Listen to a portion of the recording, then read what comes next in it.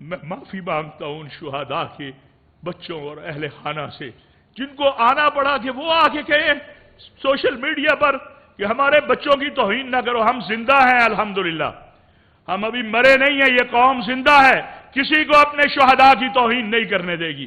میں اس ماں کو جو کل رات کہہ رہی تھی کہ بتاؤ کتنے پیسے چاہیے تمہیں, میں نے بیٹا شہید کروایا ہے, تم بتاؤ میں تمہیں پیسے دیتی ہوں. اگر پیسوں سے بیٹے تولے جاتے, یہ پیسوں سے نہیں تولے جاتے, یہ اس بات پر بلیو رکھتے ہیں کہ شہادت ہے مطلوب و مقصود و مومن, نہ مال غنیمت نہ کشور کشائی. اور ہمارا یہ یقین ہے, ہم تو ہر نماز میں شہادت کی دعا مانگتے ہیں. کون سا مسلمان ہے جو شہید نہیں ہونا چاہتا؟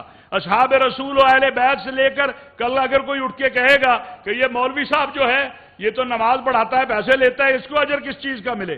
اور اگر اللہ قیامت کے دن ہمیں کہہ دے کہ تم تو پیسے لے کے نمازیں پڑھاتے تھے, مدرسے چلاتے تھے, سبق پڑھاتے تھے, نیک کام کرتے تھے, اجر کس چیز کا؟ تو اللہ نے تو بار بار کہا ہے کہ تم یہ کرو گے میں تمہیں اجر دوں گا. اور شہیدوں کی قسمیں کھائی گئی ہیں, ان مجاہدین کی جو اسلامی ریاست کی سرحدوں کے محافظ ہیں, ان کے دھول جو اڑتی ہے اس کی قسمیں اللہ نے کھائی ہیں. میں اپنی طرف سے بھی, اپنے ساتھیوں کی طرف سے بھی ان شہداء کے والدین سے, بچوں سے, بیویوں سے, بہن بھائیوں سے معافی کا طلبگار ہوں جو دکھی ہوئے ہیں. ہم آپ سے زیادہ دکھی ہوئے ہیں. کیسے میں اس کی توہین کروں جو میں سوتا ہوں اور میرے لیے اپنی جان دے کے قربان ہو جاتا ہے؟ اس لیے میں پھر عرض کروں گا کہ اللہ کا واسطہ ہے, اس ملک پر ایک دہشت گردی کی جنگ جو مسلط کرنے کی کوشش ہو رہی ہے, اس میں ہم اپنی ریاست کے ساتھ کھڑے ہوں, ہم اپنی اداروں کے ساتھ کھڑے ہیں, پوری قوم کھڑی ہے. فتنہ خوارج کو بھی سب نے پہچان لیا, فتنہ ہندوستان کو بھی پہچان لیا.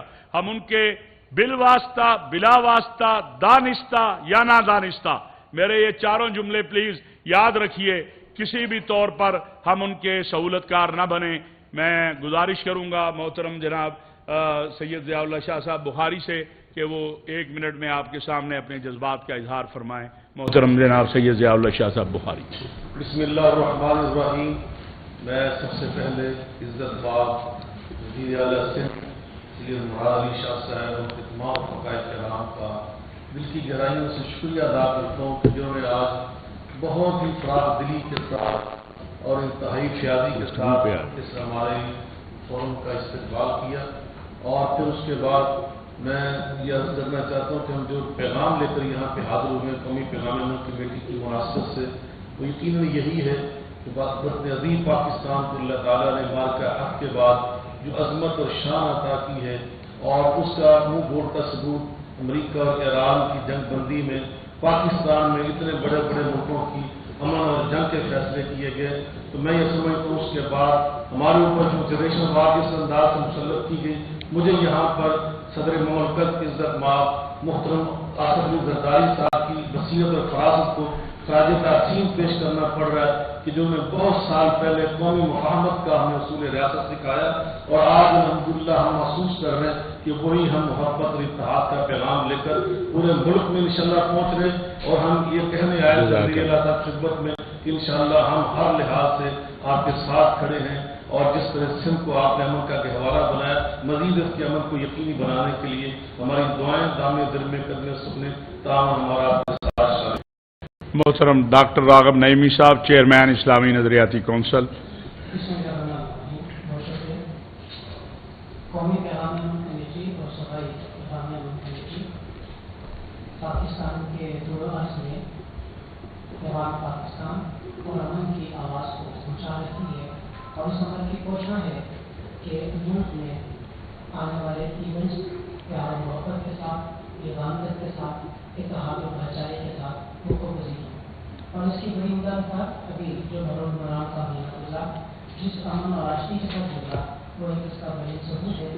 جامع سمجھتے ہیں کہ یہ مطالب اور یہ مذاہب جب آپس میں ایک جگہ پہ بھی بیٹھیں گے اور ایک دوسرے کے ساتھ مقابلہ کریں گے, ایک دوسرے کے ساتھ بات چیت کریں گے, تو اس کے بہت بہتر نتائج فراہم ہوں گے, جس سے نہ صرف ملک میں امن کے قیام کو طولانی ادا ہوگی بلکہ نزدیک امن قائم ہوگا, تو اس سے معاشی ترقی میں اضافہ ہونا.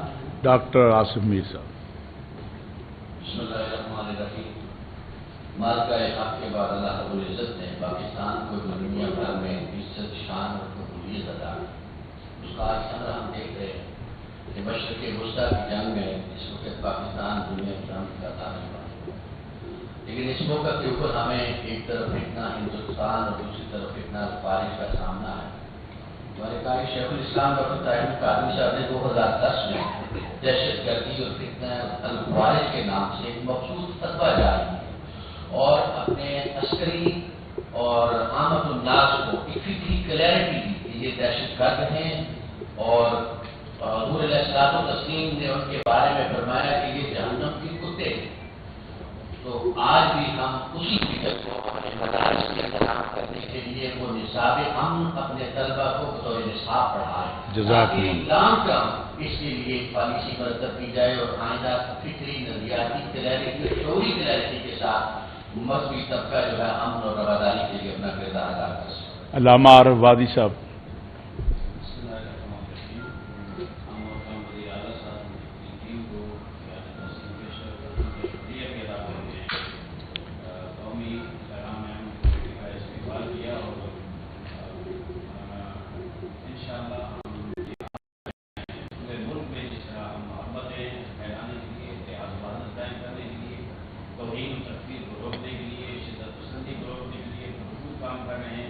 اس ملک کا امن ہمیں بہت پیارا ہے کہ یہ ملک اللہ کی نعمت ہے، اس بھائی صدام پر اللہ نے ہمیں عطا فرمایا تھا۔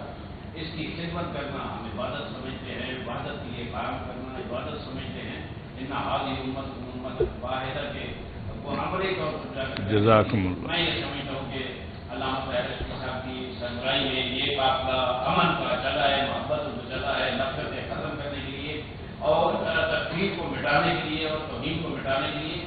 میں یہ سمجھتا ہوں کہ تمام سیاسیوں کو یہ پیغام دوں گا، شہداء جزاکم اللہ اظہار ہمدردی کرتے ہیں، اور یہ پیغام دوں گا کہ جہاں یہ دینی فرقہ واریت ختم کرنے کے لیے ہم نے کہیں وہاں سیاسی فرقہ واریت کا بھی خاتمہ ہونا چاہیے، انشاءاللہ قدر نہیں ہونی چاہیے آج جس سے ملک میں انتشار پھیلے اور خصوصاً شہداء کی فیملیز کے دل مجروح ہوں۔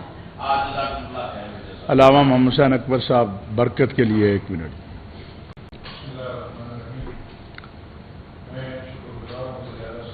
ڈاکٹر صاحب مائک بند کر۔ ہمارا سلامتی کے ساتھ تمام پروگرام گزرے۔ آج سے سفر کا مہینہ شروع ہو رہا ہے۔ گزارش ہے کہ 40 کے روز ہوتے ہیں، مجالس ہوتی ہیں، زائرین مجالس میں جاتے ہیں، خاص طور پر کربلا بھی کسی راستے سے جاتے ہیں، تو ان کو سہولت مہیا کرنا آپ کی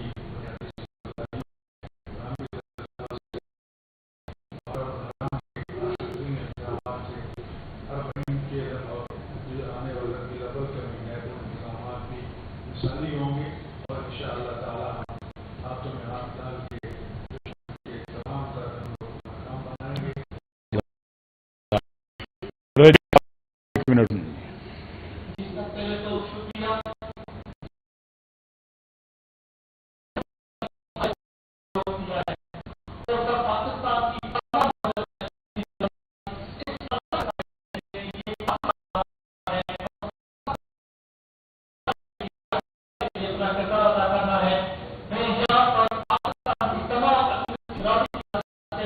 ہمارے جو شہداء ہیں ان کی فیملی کو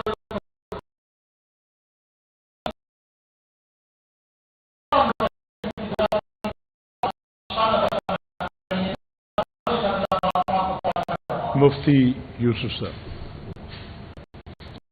السلام علیکم